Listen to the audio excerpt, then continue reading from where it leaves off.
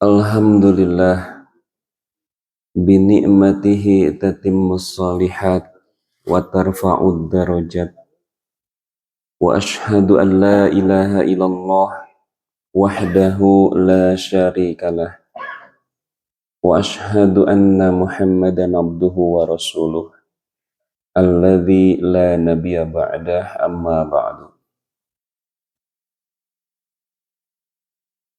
Wa an Utsmana radhiyallahu ta'ala anhu qala, dari Utsman bin Affan ia berkata, kana Rasulullah sallallahu alaihi wasallam idza faragha min dafnil mayyiti waqafa alaihi. Rasulullah sallallahu alaihi wasallam setelah selesai menguburkan mayit, masih di kuburan, waqafa alaihi, Nabi berdiri di dekat kuburan tersebut. Waqala, dan Nabi bersabda, istaghfiru li akhikum, hendaklah kalian memohon ampunan kepada Allah, li akhikum, untuk saudara kalian ini.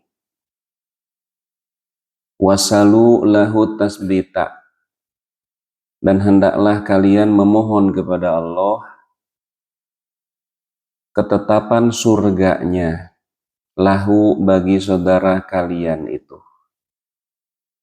Fa innahul ana yus'alu, karena sungguh mayit ini sekarang juga akan ditanya. Nah, hadirin ikhwatu iman, kita seringkali apabila diminta untuk mengurus jenazah sampai nanti selesai dalam prosesi pemakaman, terkadang bingung mesti apa nanti yang diucapkan setelah selesai pemakaman itu. Seperti kalau menjenguk orang yang sakit, apa yang mesti kita ucapkan? Hanya basa-basi saja atau seperti apa? Islam itu agama yang lengkap, komprehensif. Dari mulai menjenguk orang yang sakit, menghadapi orang yang sedang sakaratul maut, itu ada aturan dan ada tuntunannya. Termasuk di makam setelah selesai prosesi pemakaman. Nabi mencontohkan, beliau berdiri dan memerintah atau menganjurkan kepada orang agar tetap berdiri dan mendekat kepada beliau. Dan beliau bersabda, istaghfiru li akhikum, hendaklah kalian memohon ampunan kepada Allah untuk saudara kalian ini. Nabi menganjurkan agar yang hadir ketika itu mendoakan si mayit yang sudah selesai ditanam. Tetapi Nabi tidak memimpin doa. Tidak Nabi berdoa dengan suara yang dikeraskan lalu diaminkan. Nabi hanya meminta kepada yang hadir masing-masing untuk memohon ampunan kepada Allah bagi jenazah ini.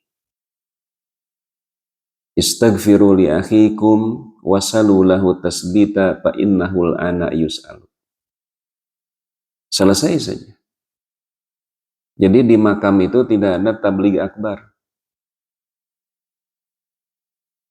Karena seringkali kita perhatikan gitu ya, di rumah duka ada pelepasan, sambutan ini, sambutan ini, sambutan ini. Padahal Nabi memerintahkan agar proses pemulasaraannya dipercepat, kalau sudah selesai dimakamkan juga mesti segera dibawa setelah dimandi, setelah disolatkan, mesti segera dibawa untuk dimakamkan. Seperti pada hadis yang sebelumnya. Jika jenazah ini orang yang soleh, maka kamu akan segera menghaturkan kebaikan kepada dia. Dengan disegerakan itu. Dan apabila jenazah ini orang durhaka, kamu tidak lama-lama menyimpan orang durhaka di rumahmu. Nah, jadi nanti apabila suatu saat kita diminta untuk memimpin, memandu di pemakaman, maka yang kita lakukan itu, nah tentu pertama memposisikan jenazah pada saat akan dimasukkan ke liang lahat. Nah, kemarin kita sudah membahas bahwa memasukkan jenazah itu dari arah kaki kuburan. Jadi bukan berhadapan-hadapan begini. Kalau di kuburan, di sini 3 orang, di atas 3 orang, menyerahkan. Bukan begitu. Tetapi secara sunnah, memasukkan jenazah itu dari arah kaki kuburan. Jadi kalau ini kuburan, arah kiblat ke sana, kan nanti posisi kepala di sini. Posisi kaki di sini. Nah, ini yang disebut dengan kaki kuburan. Jadi menyimpan keranda itu di sini. Jenazahnya di sini. Jadi digolosorkan gitu. Itu secara sunnah Nabi. Kecuali kalau di sini sungai, susukan, benteng gitu ya, yang tidak memungkinkan. Nah itu hukumnya emergensi. Nah jadi dipandu seperti itu. Jadi letakkan jenazah itu di arah kaki kuburan lalu dimasukkan. Urusan jumlah siapa yang di bawah, berapa orang itu kondisional. Tergantung nanti berat badan jenazah.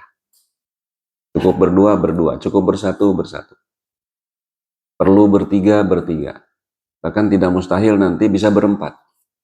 Kalau nanti berat badannya sangat lumayan berat. Kalau bertiga kadang-kadang bahkan orang yang meninggal itu lebih berat.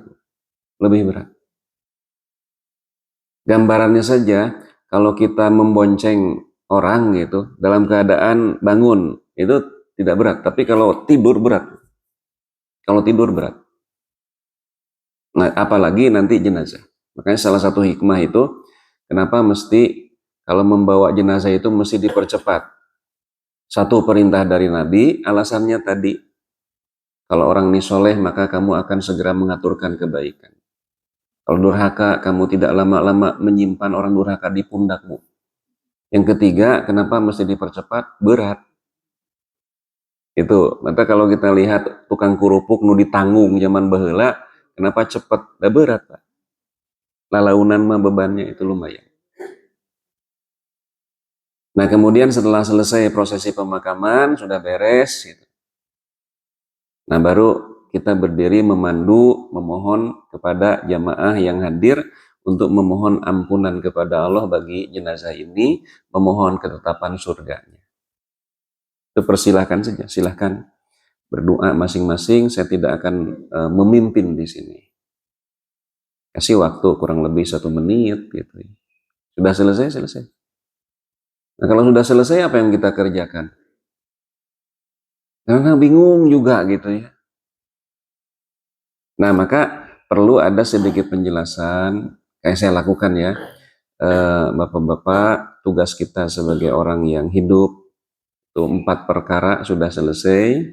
Dari mulai memandikan, mengapani, menyolatkan, dan menguburkan. Mari tinggalkan kuburan ini, jenazah ini, untuk memberi kesempatan kepada malaikat munkar nakir menanya atau bertanya kepada jenazah ini. Selesai. Dan itulah cara yang diajarkan oleh Nabi.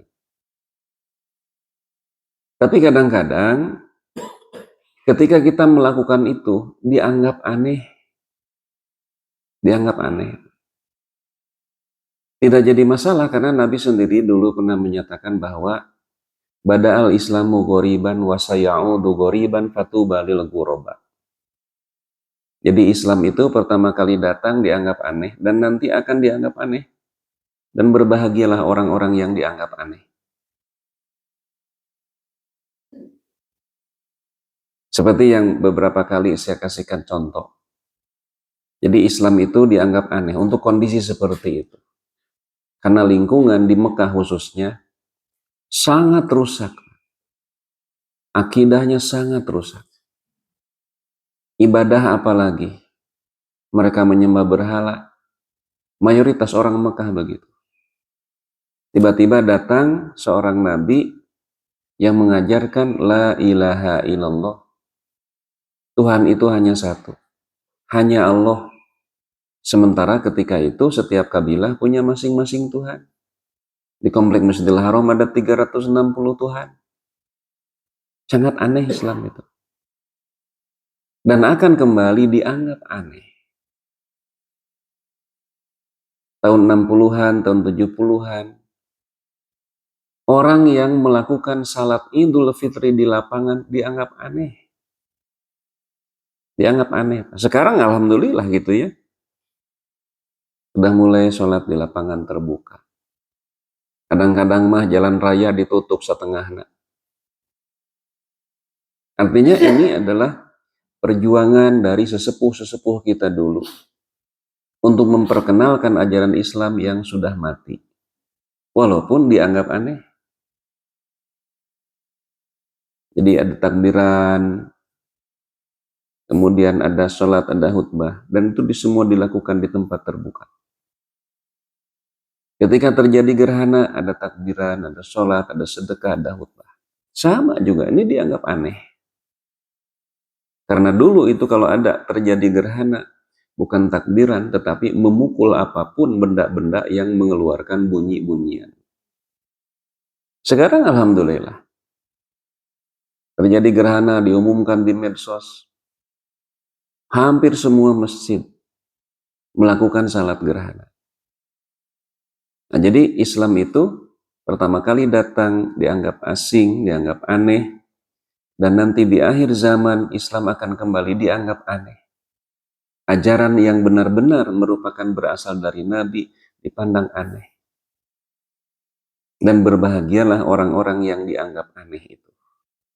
Artinya dia atau mereka yang tetap berpegang kepada ajaran Nabi. Nah jadi itu, kalau selesai pemakaman, lalu seseorang memandu, lalu berkata, atau kita bacakan hadis ini, setelah selesai memakamkan, Rasulullah bersabda, istaghfiru li ahikum was'alulahu tasbita fa innahul ana yus'alu. Oleh karena itu kepada hadirin, dia mohon keikhlasan hatinya untuk mendoakan saudara kita ini. Dipersilahkan. Nah, tunggu 1 menit kurang lebih. Sudah selesai, terima kasih atas nama keluarga dan lain sebagainya. Selesai.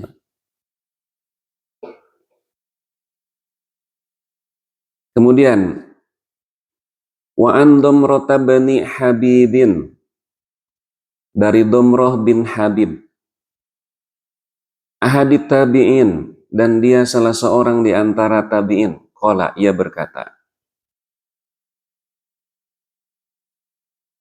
kanu, para sahabat,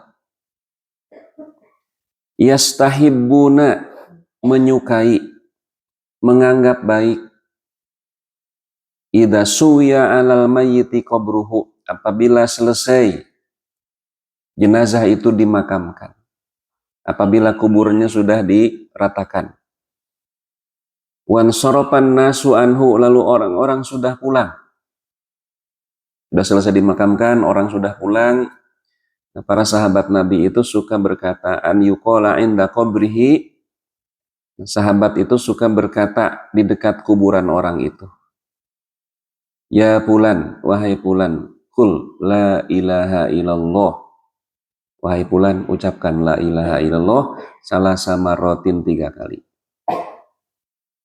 Ya fulan, wahai fulan, kul, katakan Robbi Allah, Tuhanku adalah Allah. Wadini Islam, katakan agamaku Islam. Wa nabiyyi Muhammadun sallallahu alaihi wasallam, dan katakan Muhammad, nabiku adalah Muhammad sallallahu alaihi wasallam. Ini yang disebut dengan talqin.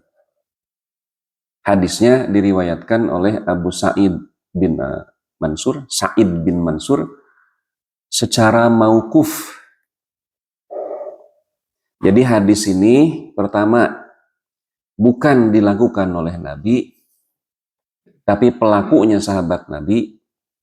Kemudian yang kedua, catatan kaki di sini, rawahu Sa'id bin Mansur mauqufan, kemudian di sini ada penjelasan do'ifun, hadis ini do'if. Jadi ketika ada pertanyaan, kalau ada talqin di makam, hadisnya ada, sahih derajatnya do'if. Tapi kenapa hadisnya do'if masih ada juga yang berbuat seperti itu? Karena di sini kembali lagi nanti kepada perbedaan mengenai kedudukan hadis do'if. Apakah boleh hadis do'if diamalkan? Nah, sebagian mengatakan boleh, sebagian mengatakan tidak. Nah, yang mengatakan boleh, alasannya do'if oge hadis. Yang mengatakan tidak boleh, hadis-hadis oge do'if. Nah, yang kedua, yang mengamalkan hadis do'if itu alasannya ini secara kehati-hatian. Barangkali Nabi benar mencontohkan, cuma pembawa beritanya saja yang lemah hafalan atau alasan-alasan lain. Jadi secara kehati-hatian diamalkan. Yang mengatakan tidak boleh itu sebaliknya. Justru sikap yang hati-hati itu bukan mengamalkan hadis do'if, tetapi meninggalkan hadis do'if. Karena Nabi bersabda, da'ma yuribuka ila ma la yuribuka. Tinggalkan yang ragu, ambil yang yakin.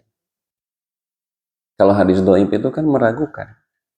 Berasal dari Nabi atau tidak. Apalagi apabila kita melihat hadis yang sebelumnya. Setelah selesai pemakaman, Nabi bukan mentalkinkan. Tetapi Nabi memohon kepada hadirin waktu itu untuk mendoakan dengan penuh keikhlasan hati.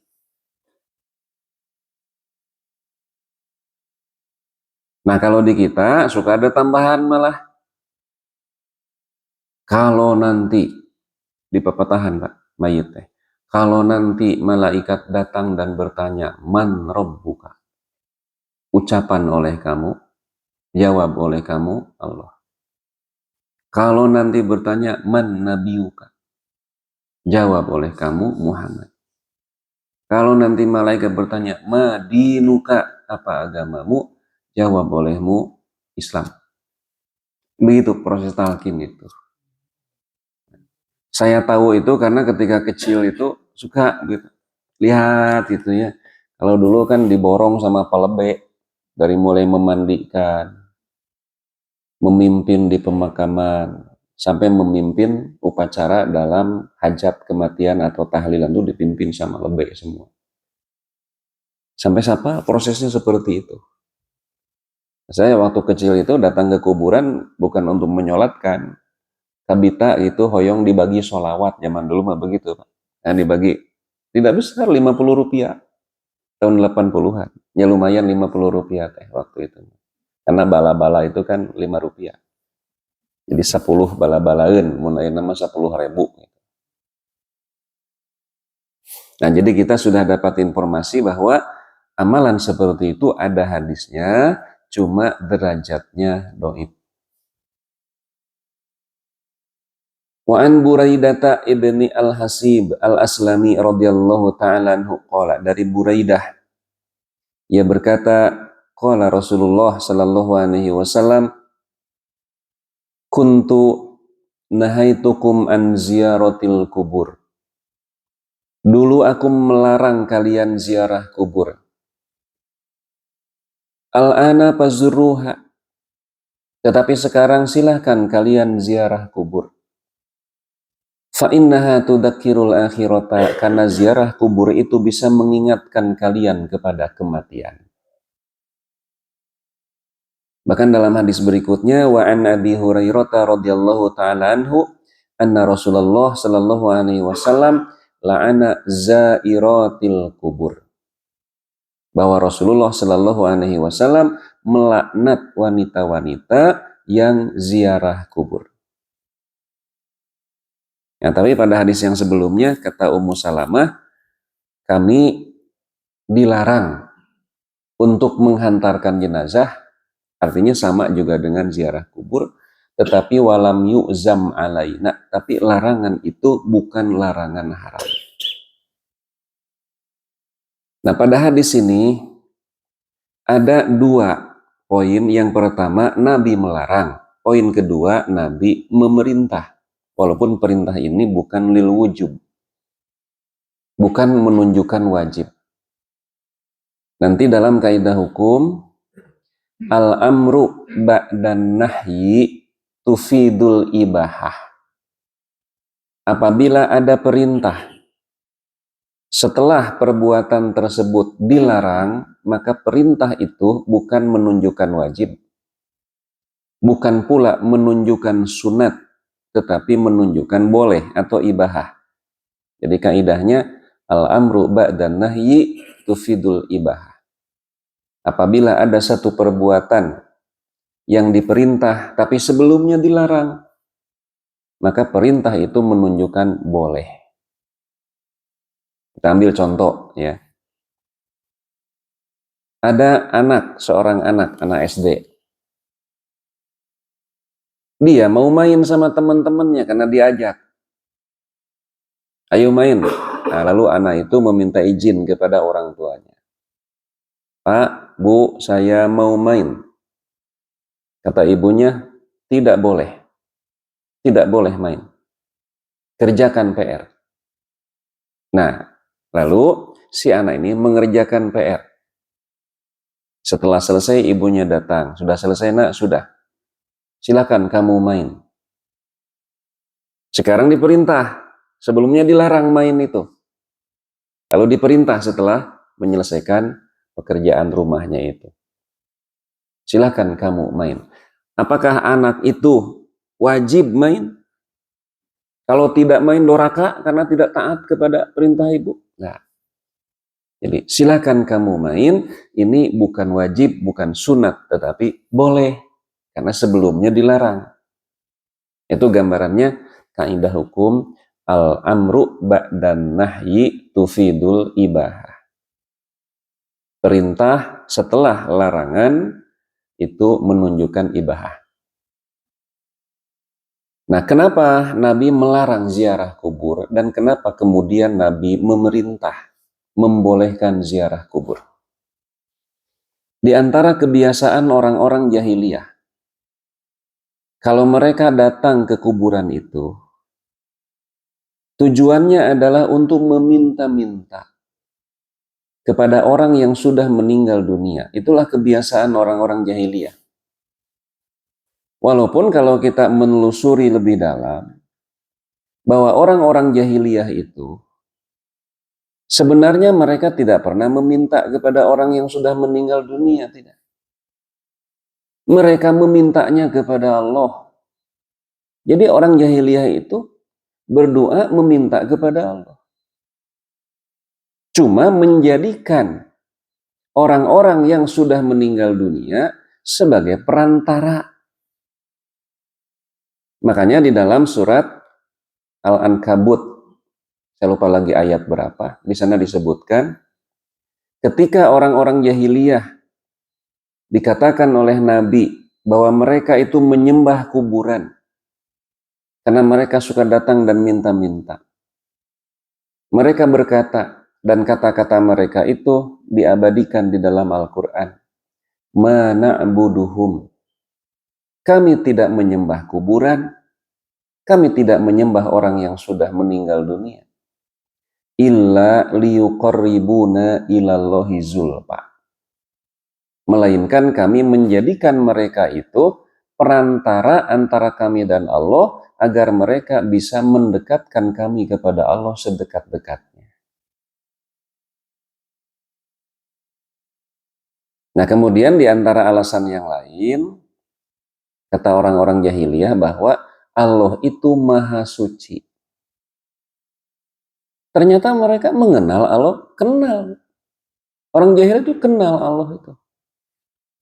Makanya di dalam Al-Quran dikatakan, wala in sa'altahum man khalaqas samawati wal ardo. Dan jika kamu Muhammad bertanya kepada mereka orang-orang jahiliyah, siapa yang telah menciptakan langit dan bumi? Siapa yang menurunkan hujan? Siapa yang mengatur segala urusan? La yaqulunallah. Pasti mereka akan menjawab, yang melakukan semua itu adalah Allah. Mereka kenal Allah itu.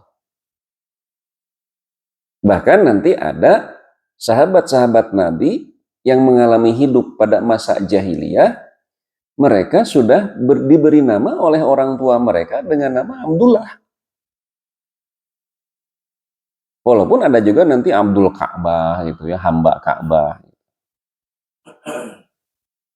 Nah nanti ini yang diperselisihkan rame gitu sekarang. Nah sampai nanti ada istilahnya disebut dengan tauhid rububiyah. Tauhid rububiyah itu meyakini bahwa Allah lah satu-satunya zat yang maha pencipta, yang mengatur segala urusan, yang menghidupkan, mematikan, menurunkan hujan, memberi rizki. Nah kalau ada orang punya keyakinan seperti itu, berarti dia bertauhid. Tapi tauhidnya tauhid rububiyah. Sebenarnya tauhid rububiyah itu satu istilah saja. Karena tidak ada istilah seperti itu pun, memang dalam bab rububiyah hanya Allah. Siapa pencipta langit dan bumi selain Allah? Tidak ada, hanya Allah pencipta itu. Siapa yang mengatur urusan? Hanya Allah yang mengatur urusan. Hanya Allah yang menghidupkan dan mematikan. Hanya Allah yang menurunkan hujan, mengatur rizki. Itulah disebut dengan rububiyah. Karena hanya Allah, tidak ada yang lain, maka disebut tauhid. Jadi sebenarnya praktek tauhid rububiyah itu sudah ada dalam Al-Quran. Dan sudah dipraktekkan oleh Nabi Muhammad. Cuma sebutannya belum ada, baru ke sini disebut. Nuk itu tauhid rububiyah. Prakteknya sudah ada. Itu sama seperti sebutan tahiyatul masjid untuk salat sunat 2 rakaat ketika masuk masjid. Itu kan bukan Nabi yang menyebut tahiyatul masjid itu. Nabi hanya menyatakan bila kamu masuk masjid, salatlah 2 rakaat sebelum kamu duduk. Apa namanya? Nabi tidak pernah menyebutkan. Lalu Imam Syafi'i menamai tahiyatul masjid. Apa jadi bid'ah tahiyatul masjid? Tidak. Kan tidak ada tahiyatul masjid di zaman Nabi. Yang tidak ada itu istilah tahiyatul masjid. Tapi kalau praktek salat 2 rakaat ketika masuk masjid, sudah ada. Kalau keyakinan bahwa hanya Allah satu-satunya zat yang wajib disembah, ditaati, ditakuti. Nah, maka yang seperti itu disebut tauhid uluhiyah. Nah, makanya nanti orang jahiliyah itu bertauhid. Tapi tauhidnya baru sampai kepada tauhid rububiyah. Dari mana kita bisa mengatakan bahwa mereka bertauhid rububiyah? Karena Al-Quran mengatakan begitu. Wala in sa'altahum man khalaqas samawati wal ardh. Jika kamu bertanya kepada mereka, siapa yang telah menciptakan langit dan bumi? La yaqulunallah. Pasti orang-orang jahiliyah itu akan menjawab yang menciptakan langit dan bumi adalah Allah. Bukan Dewi Kuan Im atau dewa-dewa yang lain. Nah, cuma tauhid rububiyah itu tidak menjadi penyebab dia sebagai seorang muslim. Karena baru dikatakan sebagai seorang muslim, seorang mukmin, selain bertauhid rububiyah juga mesti bertauhid uluhiyah. Jadi jahiliyah walaupun bertauhid rububiyah tidak disebut muslim karena mereka tidak bertauhid uluhiyah.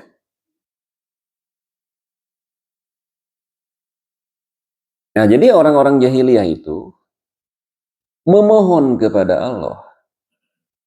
Tapi ketika mereka memohon kepada Allah, menjadikan orang-orang yang sudah meninggal dunia sebagai perantara. Alasan kedua yang mereka sampaikan kenapa mereka berbuat begitu, karena Allah itu zat yang maha suci. Sementara kami manusia itu zat yang maha kotor. Maka tidak pantas kami langsung berhubungan dengan Allah. Maka kami jadikan orang-orang soleh yang sudah meninggal dunia sebagai perantara antara kami. Jadi ada ordal gitu Pak. Istilah sekarang mah ordal ya yang ramai itu. Jadi kalau ada orang dalam kan serba mudah, Pak. Nah gitu. Ini sama juga nanti kalau melalui orang dalam pejabat teras kan wali itu gitu ya. Bahkan ada satu cerita yang sangat parah gitu ya. Di satu kampung itu ada pemabuk, tidak pernah sholat, meninggal dunia. Lalu berita kematian orang itu disampaikan kepada Habib. Habib apalah namanya. Kata Habib itu, tunggu aku. Dan nanti kain kapan setelah dikapani, bagian wajahnya jangan langsung ditutup. Datanglah Habib itu. Lalu dia menulis di secari kertas. Entah apa tulisannya. Dimasukkan, Pak, di bawah kepala orang itu. Lalu Habib itu berbisik, nanti kalau malaikat Munkar Nakir bertanya, katakan bahwa kamu adalah teman dari Habib ini. Tidak jadi. Malaikat Munkar Nakir tidak jadi nanya kepada orang itu. Langsung dimasukkan ke surga. Nah ini ordal, Pak, ini. Orang dalam surga. Habib, silakan cari di TikTok, cari di YouTube, ada Pak itu jejak digitalnya. Parah gitu ya, yang sampaikan cerita begitu. Yang lebih parah itu orang yang percaya. Ya, orang yang percaya. Nabi Muhammad saja kan tidak begitu. Padahal kalau memang ada praktek seperti itu, Nabi Muhammad lebih berhak. Tidak pernah begitu Nabi Muhammad, termasuk kepada Abu Thalib. Wahai pamanku, nanti kalau malaikat Munkar Nakir tanya, jawab saja bahwa aku adalah paman Muhammad Rasulullah. Kan tidak begitu. Tetap saja Nabi Muhammad mentalkinkan, ya ammi qul la ilaha illallah, wahai pamanku ucapkan la ilaha illallah. Nah, kembali ke hadis tadi. Jadi karena kebiasaan orang-orang jahiliyah itu, kalau mereka ziarah kubur, mereka selalu meminta-minta kepada orang yang sudah mati. Dan Islam melarang itu. Maka sebagai tindakan preventif, sebagai tindakan pencegahan, karena para sahabat belum lama meninggalkan kejahilian, maka Nabi larang. Dulu aku melarang kalian ziarah kubur. Kenapa? Karena khawatir kebiasaan lama terulang kembali, terbawa kepada Islam. Tapi setelah Nabi melihat bahwa ketauhidan para sahabat sudah kokoh, aman, mereka tidak akan mengulangi ritual kejahiliahan kaitan dengan ziarah kubur, maka sekarang Nabi menganjurkan, al-ana fazurruha, sekarang silahkan kalian ziarah kubur. Lalu Nabi memberikan penjelasan, fa'innaha tudzakirul akhirah, karena dengan ziarah kubur itu akan mengingatkan kalian bahwa kalian pun akan mati seperti mereka. Karena ketika seseorang sudah ingat mati, dia akan berhati-hati dalam bertindak, dalam berucap, kalau pejabat dalam memutuskan suatu putusan. Karena semua akan dipertanggungjawabkan. Makanya sehat itu ujian. Sejauh mana dia bisa mengendalikan diri. Da umumnya menuju sehat mah tidak ingat mati, Pak. Sakit itu rahmat dari Allah. Kenapa? Karena ketika sakit orang pasti ingat mati. Ingat kepada dosa-dosa di masa lalu. Lahirlah istighfar gitu. Itu manfaat dan hikmah dari kenapa Allah memberi ujian yang berupa sakit itu. Nah, oleh karenanya dalam kasus hadis-hadis seperti ini nanti berlaku kaidah al-hukmu yaduru ma'al illati wujudan wa adaman. Jadi kalau ada dua produk hukum yang seperti bertentangan, satu memerintah, satu melarang. Tapi dua produk hukum itu dua-duanya memiliki sebab. Disebutkan sebabnya. Apa sebabnya Nabi melarang? Dan apa sebabnya Nabi memerintah? Nabi melarang ziarah kubur, sebabnya itu karena dikhawatirkan kebiasaan jahiliyah terbawa kepada Islam. Apa sebabnya Nabi menganjurkan ziarah kubur? Karena ziarah kubur mengingatkan kita kepada kematian. Lalu, jadi ziarah kubur itu boleh atau tidak boleh? Al-hukmu yadurru ma'al illati wujudan wa adaman. Jadi bukan masih mansuh. Oh, ziarah kubur itu dulu dilarang, sekarang diperbolehkan. Berarti larangan itu sudah tidak berlaku hukumnya. Karena di sini ada sebab. Jadi bukan nasih mansuh. Tetapi kedua aturan itu, apakah perintah atau larangan, kedua-duanya berlaku. Dan bergantung kepada sebab. Kenapa Nabi melarang? Karena khawatir ritual jahiliyah kembali terulang. Kenapa Nabi memerintah? Walaupun artinya anjuran. Karena bisa mengingatkan kita kepada kematian. Bagaimana hukum ziarah kubur? Kalau orang ziarah kubur mau minta-minta kepada orang yang sudah mati, haram itu. Tapi orang ketika ziarah kubur untuk mengingatkan bahwa dirinya juga akan mati seperti mereka, nah itulah yang dianjurkan oleh Nabi. Jadi ziarah kubur itu bisa boleh, bisa tidak boleh. Tergantung apa maksud orang tersebut ziarah kubur. Contoh lain ya, satu saja contoh lain. Kurban itu disyariatkan tahun kedua Hijriah, artinya setelah Nabi berada 2 tahun di Madinah. Ketika itu ekonomi Madinah terpuruk.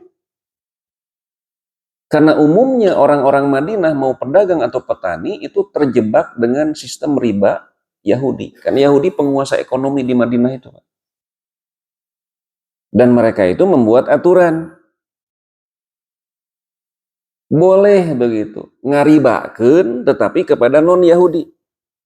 Itu bukan syariat Musa. Yahudi sendiri yang bikin syariat. Jadi boleh gitu kalian meminjamkan dan menetapkan kelebihan tapi untuk non-Yahudi. Kalau sesama Yahudi tidak boleh Pak ngarentenkeun. Nggak boleh. Itu syariat Yahudi bukan syariat Nabi Musa. Yang lebih parah mah orang-orang yang mengaku Islam. Yang pinjamnya mau Yahudi, mau Kristen, mau sesama Islam direntenkeun we. Kasabaya oge. Sampai nanti ada sumpah nasabah gitu kan. Kalau pinjam ke Bank Emok kan begitu Pak. Ada baiat, di baiat itu sumpah nasabah. Kalau saya tidak bisa menyicil dan membayar, maka saya siap untuk menjual kebun. Tapi kayak gitu.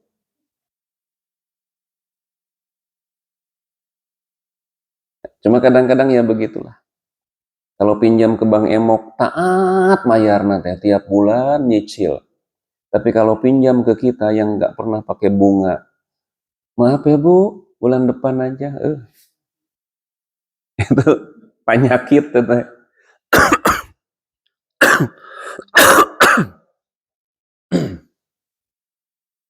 Jadi pada tahun kedua Hijriah disyariatkan kurban.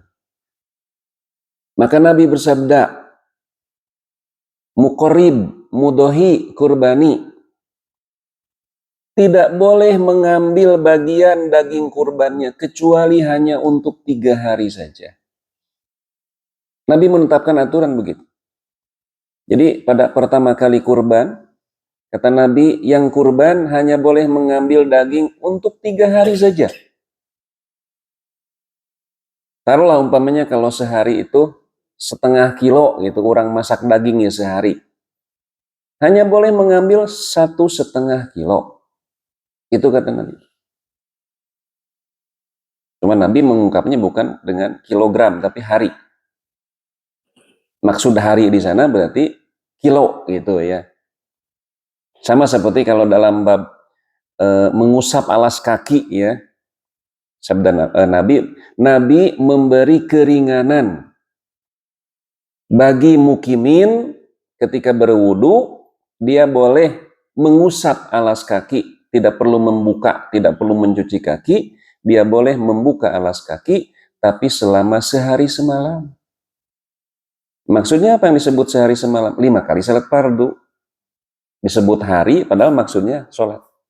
Nah ini disebut hari, maksudnya berapa kilo. Tahun ketiga Hijriah, kurban kedua berarti. Sahabat datang kepada Nabi, ya Rasulullah, tahun lalu engkau menetapkan aturan bahwa yang kurban tidak boleh mengambil daging kecuali hanya untuk 3 hari saja. Bagaimana sekarang? Apa berlaku juga aturan tahun lalu untuk tahun ini? Kata Nabi, la, tidak.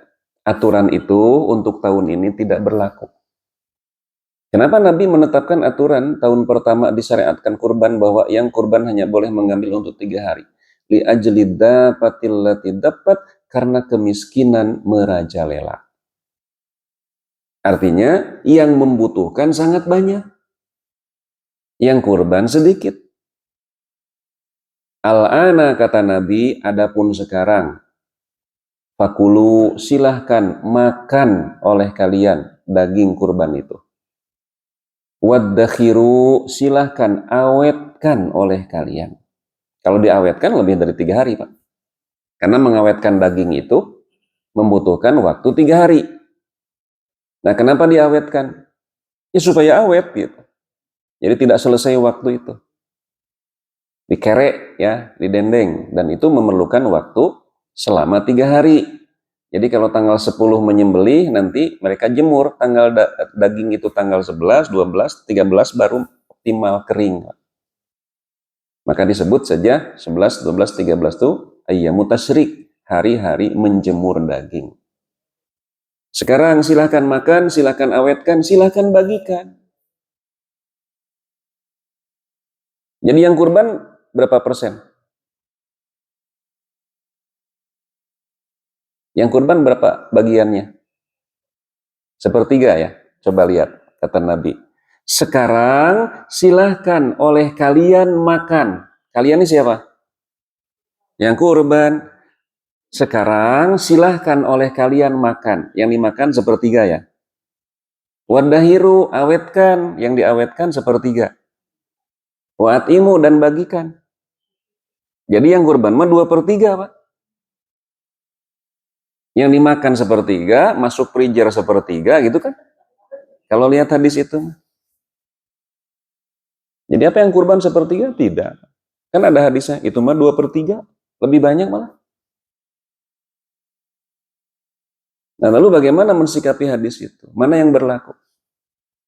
Apa yang kurban boleh mengambil banyak atau boleh hanya mengambil sedikit? Kondisional. Nah gitu. Kedua aturan itu berlaku. Karena kedua-duanya justru ada sebab. Kalau sebab yang menjadi penyebab Nabi membatasi terulang lagi, terjadi masa sulit yang kurban sedikit, seperti awal pandemi ya Pak, menurun kurban itu hampir di semua tempat. Orang mukorib itu menurun, bisa 7 tilu ayeuna nama. Nah maka apabila terjadi seperti itu, yang kurban sedikit, sementara ini kepala kakak itu sangat banyak, nah maka berlaku tahun pertama. Nah itu mah pinter-pinter saja panitia melihat situasi dan kondisi. Tapi ketika sudah mulai normal lagi yang kurban banyak, apalagi di daerah-daerah tertentu yang menengah ke atas, yang kurban banyak, nah sementara orang kan sudah terbiasa makan daging, atau bahkan sudah mulai meninggalkan makan daging. Nah bagaimana yang seperti itu? Nah, silahkan itu. Bahkan ada yang kengeng teu upami abdi kurban ku domba, tapi abdi mah hoyong bagianana sapi. Kan ada yang begitu Ibu ya? Ya karena ingin ikut saham gitu ya, ingin ikut saham. Sapi ternyata sudah penuh. Tidak apa-apa Bu, saham Ibu saya belikan domba boleh? Ya mangga lah, nggak apa-apa. Tapi saya mah minta sapi ya bagiannya. Boleh? Boleh. Jangankan yang kurban domba minta bagian sapi, nute kurban wae boleh nawar. Ya, ya yang tidak kurban kan nawar boleh. Pas indak naon dia domba, duh, abdi mah darah tinggi, payung sapi, boleh, boleh Pak, ya, mangga wae gitu. Nah jadi sekali lagi bahwa ziarah kubur itu bisa boleh, bisa haram, tergantung apa yang menjadi penyebab pendorong atau sebab dia ziarah kubur. Eta heula sementawis mangga bilih apa tarosan? Ya.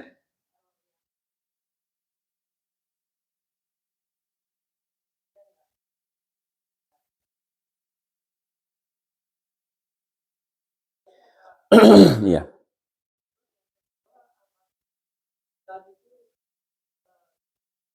Ya. Yang pertama ya mengenai talqin. Memang di masyarakat ada menjadi dua praktek talqin itu. Ada yang talqin itu dilakukan untuk orang yang sedang menghadapi sakaratul maut itu ya. Jadi membimbing supaya dia mengucapkan la ilaha illallah dan menjadi akhir ucapan dia sebelum meninggal dunia. Ada lagi dalam prakteknya talqin itu setelah dikuburkan kayak tadi itu. Nanti kalau malaikat tanya man rabbuka jawab Allah dan seterusnya gitu ya. Nah, kalau kita melihat redaksi hadisnya, itu lakinu mautakum la ilaha illallah, talkinkan mautakum di sini bisa diartikan yang sedang menghadapi sakaratul maut, bisa juga diartikan yang sudah meninggal. Tapi kita mau mengartikan mana gitu ya, karena dua-duanya juga bisa. Nah, tapi nanti kemudian Nabi memberikan penjelasan, yaitu ketika Nabi menjenguk Abu Thalib yang sedang sakit keras dan hampir mati, Nabi justru membimbing Abu Thalib untuk mengucapkan la ilaha illallah, walaupun pada akhirnya Abu Thalib menolak dan dia tetap memilih milah Abdul Muthalib. Nah, artinya bahwa talqin memandu, membimbing agar nanti jenazah orang ini mengucapkan la ilaha illallah bukan untuk yang sudah mati, tapi untuk orang yang sedang menghadapi kematian. Terus bagaimana kalau orang itu sangat kesulitan untuk mengucapkan secara utuh la ilaha illallah? Nah, tetap nanti hatinya kan yang menentukan. Saya yakin hatinya itu mengucapkan utuh la ilaha illallah, tapi karena keterbatasan. Nah, karena walaupun orang yang meninggal tidak pernah melakukan testimoni gitu ya, tetapi kalau kata para ahli, orang yang meninggal itu memang susah bicara. Yang mau meninggal itu Pak, karena tenggorokannya kering. Kering tenggorokan. Jadi untuk mengucapkan itu. Nah, makanya kenapa syariat Islam ya, kalimat talqin itu pendek. La ilaha illallah. Bahkan sampai ada pertanyaan begini, bagaimana kalau ada orang yang kita pandu, ucapkan ya la ilaha illallah, tidak ada Tuhan kecuali Allah. Lalu si calon mati ini bilang la ilaha, mati Pak. Ateis orang itu. Kan tidak begitu. Tergantung niat kan. Niatnya ingin mengucapkan sampai selesai. Cuma nyawanya berakhir pada kalimat la ilaha. Nah, makanya kalau kita kaget atau apapun ya, la ilaha. Nah, itu hati-hati juga. Terus kalau orang mengucapkan begitu, apa otomatis dia ateis? Tidak juga. Karena yang menetapkan mah hati gitu ya. Hati yang menetapkan. Nah, jadi kalau ada orang yang memang karena kesulitan, hanya bisa mengucapkan Allah, Allah. Ya sudah itu. Bahkan ada yang tidak mengucap sama sekali. Saya pernah mentalkinkan orang yang koma. Walaupun ya, orang yang stroke kan susah bicara. Tapi bibirnya terlihat ada gerakan sedikit. Kadang-kadang jari tangan yang bergerak. Nah, sebagai isyarat bahwa dia mengucapkan itu. Nah, kemudian yang kedua, mengenai tahlilan atau hajat kematian atau ritual kematian. Nah, untuk mengukur ini boleh tidak boleh, benar atau tidak benar, kita tidak bisa mengukur berdasarkan suara mayoritas. Karena kebenaran itu ukurannya bukan suara mayoritas. Karena kalau ukurannya jadi suara mayoritas dan jumlah pelaku, berarti kalau di Saudi tahlilan itu bid'ah karena pelakunya sedikit. Kalau di Indonesia sunnah karena pelakunya banyak, kan tidak begitu. Nah, ukurannya mudah saja, sederhana saja ukurannya. Kalimat la ilaha illallah di zaman Nabi sudah ada. Surat Al-Fatihah di zaman Nabi sudah ada. Surat Al-Ikhlas di zaman Nabi sudah ada. Orang yang meninggal di zaman Nabi sudah ada. Siti Khadijah lebih dulu wafat. Ruqayyah, Zainab, Ummu Kulsum lebih dulu wafat. 3 putra Nabi, Abdullah, Ibrahim, Al-Qasim lebih dulu wafat. Paman Nabi Hamzah lebih dulu wafat. Yang jadi pertanyaan, ketika Siti Khadijah wafat, siapa yang memimpin tahlilannya? Tidak ada. Bahkan kesininya, ketika Imam Syafi'i wafat di Mesir, siapa yang menjadi pemimpin tahlilannya? Tidak ada. Nah, makanya 2 tantangan ini ya diajukan gitu ya. Bukan sok-sokan gitu ya, bukan sok-sokan. Coba sebutkan. Ketika Siti Khadijah wafat, siapa yang memimpin, memandu upacara urutan tahlilan itu? Ketika Imam Syafi'i wafat, siapa yang memandunya untuk acara tahlilannya? Kalau ada, saya akan tahlilan. Karena Nabi mencontohkan, kita kerjakan. Nabi tidak mencontohkan, kita tidak kerjakan. Bahkan ketika di akhir hayatnya sebelum Nabi sakit, Nabi masuk menemui Aisyah, pada seperti hadis sebelumnya, Aisyah sedang mengeluh sakit kepala ketika itu. Kata Nabi, aku juga sakit kepala, wahai Aisyah. Tapi sakit kepalamu tidak akan membahayakanmu. Walaupun seandainya kamu mati mendahuluiku. Lau muti qobli, kata Nabi. Kalau kamu mati mendahuluiku. Lagosal tuki, maka aku akan memandikanmu. Wakafan tuki, aku akan mengkafanimu. Summa sallaitu alaiki, lalu aku akan menyalatkan jenazahmu. Wadafan tuki, dan aku akan menguburkanmu. Selesai. Artinya ritual yang kaitan dengan kematian hanya 4. Memandikan, mengapani, menyalatkan, dan menguburkan. Selesai.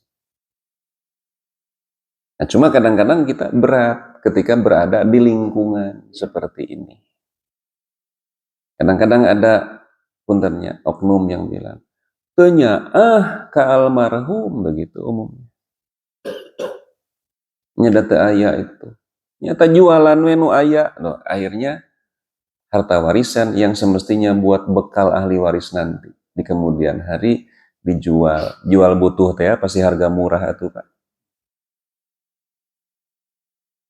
Yang kedua, ya, ketika di zaman Nabi ada orang yang meninggal dunia, namanya Ja'far, sepupu Nabi, kakaknya Ali, gugur pada saat terjadi perang Mu'tah.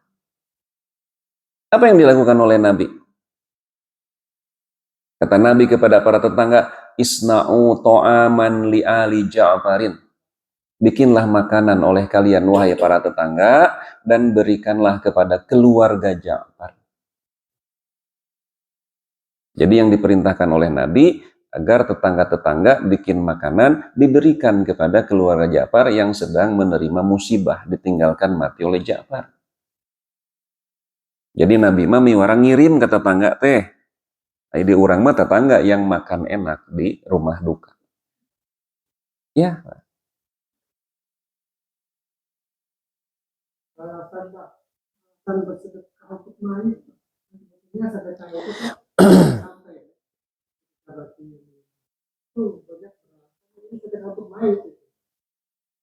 Ya. Alasan seperti itu bertentangan dengan surat Yasin ayat 54. Wala tujzauna illa ma kuntum ta'malun.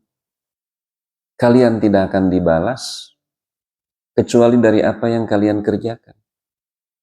Atau bertentangan dengan surat An-Najmi 38-39. Wa an laisa lil insani illa ma sa'a. Seseorang tidak akan dapat balasan pahala melainkan dari amalnya sendiri. Jadi ketika hidupnya pedit, Pak, nah tos maut mah rajin sodako. Kadang-kadang begitu. Nah, kalau alasannya sedekah untuk mayit, apa tidak terpikirkan oleh Nabi ketika itu? Justru nanti yang akan menjadi pahala bagi si mayit terus akan mengalir walaupun dia sudah meninggal dunia, itu kan 3 saja kan? Anak soleh, ilmu yang bermanfaat, sedekah jariyah. Kan itu. Walaupun sebenarnya 3 hal ini bukan amal orang lain. Amal si mayit ini. Ketika dia masih hidup dulu.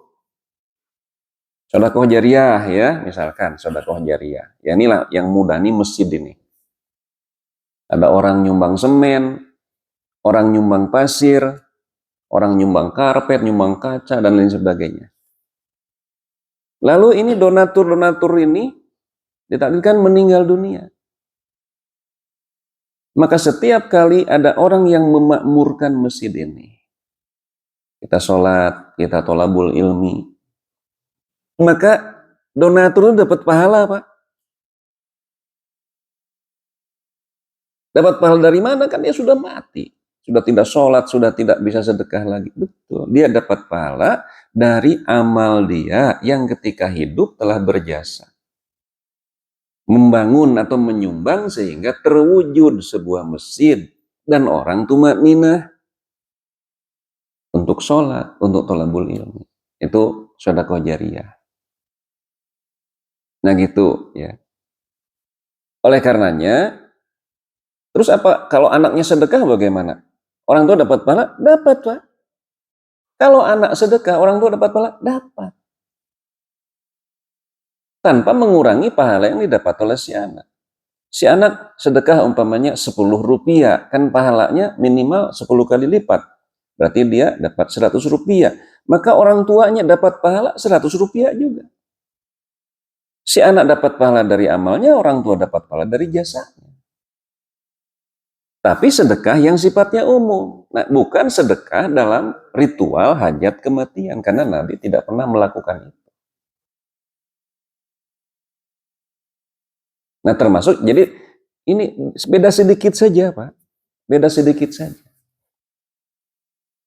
Orang yang sedekah atas nama orang tua gitu kan. Atas nama orang tua. Misalkan, dulu ya ketika masjid ini dibangun, Pak, saya mau nyumbang semennya 100 sak.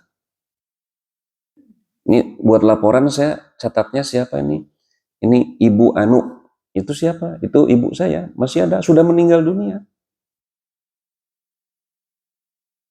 Nah gitu ya. Nah, bagaimana kalau ada orang yang sedekah atas nama orang tua? Pertanyaannya, kenapa si anak itu sedekah atas nama orang tua? Saya yakin anak itu anak yang soleh. Karena dia ingin berbagi pahala dengan orang tuanya yang sudah wafat. Ingin berbuat baik kepada orang tua yang sudah berjasa. Sebenarnya Islam memberikan cara. Sudah saja yang sedekah itu si anak itu. Atas nama si anak yang sedekah itu. Nanti si anak dapat pahala 10 kali lipat. Orang tuanya pun secara otomatis dapat pahala. Bukan berarti pahala si anak berkurang atau habis karena ditransfer, bukan. Setiap orang akan mendapatkan pahala dari amalnya masing-masing. Kalau sedekah atas nama orang tua, nanti si anak kan tidak dapat apa-apa, Pak. Dan orang tua pun tidak akan dapat apa-apa. Kenapa? Karena sudah inqata'a anhu amaluhu. Sudah terputus seluruh amalnya. Ya sudah, yang sedekah anaknya. Tapi nanti orang tua akan mendapatkan pahala. Si anak dapat pahala dari sedekahnya, amalnya. Orang tua dapat pahala dari jasa mereka dulu. Yang ketika hidup sudah berjasa menjadi wasilah wujudnya anak itu di dunia ini. Nah itu gambaran sederhananya. Karena mengenai mohon maaf tahlilan itu, kata ini boleh, kata ini tidak boleh. Ya sederhana saja pembuktiannya. Di zaman Nabi sudah ada yang meninggal? Sudah. Contohnya siapa? Khadijah yang paling mudah. Di zaman Nabi Al-Fatihah sudah ada? Pasti sudah ada. Kalimat la ilaha illallah? Pasti, karena itu menjadi pondasi awal bagi seseorang yang mau masuk Islam. Al-Ikhlas sudah ada? Sudah ada. Apa Nabi pernah melakukan ritual dengan rangkaian seperti itu? Ketika ada orang yang meninggal dunia. Ada, ini hadisnya, derajatnya sahih. Mari kita amalkan. Setelah dicari-cari tidak ada gitu, kecuali cocokologi saja. Ya sudah selesai, jangan diamalkan. Tanggung jawabnya akan sangat mudah. Kenapa kamu salat subuh 2 rakaat? Karena Nabi mencontohkan 2. Gitu. Tapi kalau ditanya kenapa kamu tidak pernah sholat? Mau alasan apa yang kita berikan di pengadilan akhirat nanti? Kita melakukan padahal Nabi tidak melakukan.